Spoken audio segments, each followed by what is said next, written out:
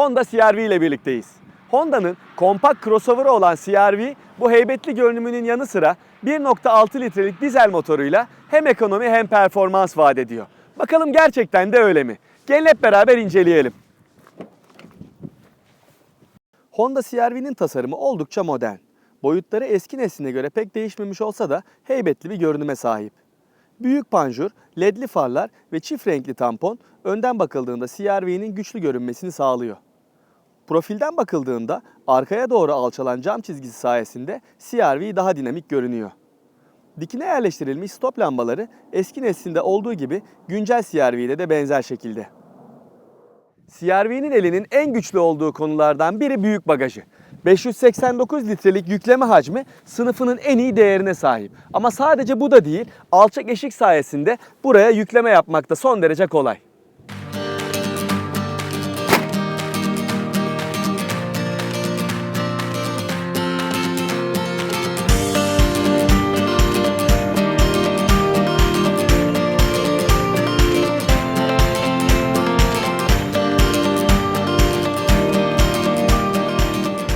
CR-V'nin kokpiti daha önce testini yaptığım Civic Sedan ve Civic Hatchback ile benzeşse de kesinlikle onlardan çok daha kaliteli görünüyor.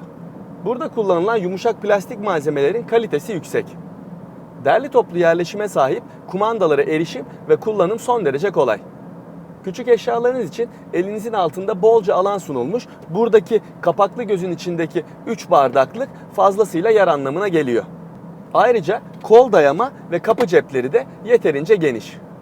Arka sırada sunulan yaşam alanı çok iyi, uzun boylu yetişkinlerin bile rahatlıkla oturabileceği diz ve baş mesafesi sunuluyor.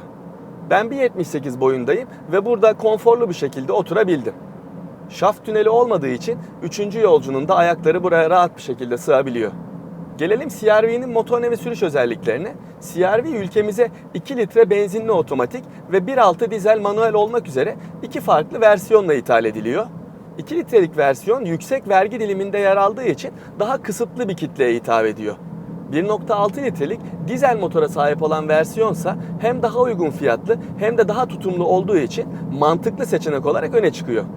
Kullanmış olduğum CR-V'deki 1.6 litrelik dizel motor 120 beygir güç ve 300 Nm tork üretiyor. Bu motoru daha önce Civic Hatchback testinde de kullanmıştım ve hem çekiş özellikleri hem ekonomikliği ile çok beğenmiştim. Aynı şekilde bu motor CR-V'nin kaputunun altında da benzer şekilde iyi işler ortaya koyuyor. Motorun çekişi 1500 devrin üstünde çok iyi bir hale geliyor. Hem şehir içi hızlarda hem de otoyol süratlerinde sahibini tatmin etmeyi başarıyor. Bu motor Civic Hatchback'te olduğu gibi CR-V'de de sadece 6 ileri manuel şanzımanla üretiliyor. Ancak bu yıl içinde daha güçlü bir 1.6 dizel motor ve 9 kademeli otomatik şanzımanın CR-V'ye eklenmesi bekleniyor. Bence bu ikili CR-V'ye eklendikten sonra gerçekten bu aracın tadından yenmez. Ama biz o kombinasyonu bir kenara bırakıp şu an elimizdekini değerlendirecek olursak yine de bu 6 ileri manuel şanzıman CR-V'nin motoruyla uyumlu bir şekilde çalışıyor. Yolları kısa ve belirgin olan vitesin tam elinizin altında olması da bence çok iyi. CR-V sürüş konforu konusunda övgüyü hak ediyor. Süspansiyonların darbe emişi iyi ve sessiz bir şekilde çalışıyorlar. Yalıtım konusunda da bir önceki nesline göre yapılan iyileştirmeler sonrasında CR-V'nin kabininin hem sessiz hem de son derece huzurlu olduğunu söyleyebilirim. Dizel motor çekişi kadar tutumluluk potansiyeliyle de göz dolduruyor.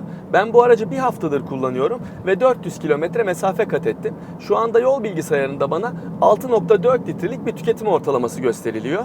Bu rakam bu boyuttaki bir crossover için bence çok iyi. Honda CR-V günümüzün en popüler sınıflarından biri olan kompakt crossover sınıfında yer alıyor. Geniş yaşam ve yükleme alanlarının haricinde her anlamda başarılı olan motoruyla bir hayli iddialı olsa da bu motorun sadece manuel şanzımanla satılıyor olması büyük bir dezavantaj.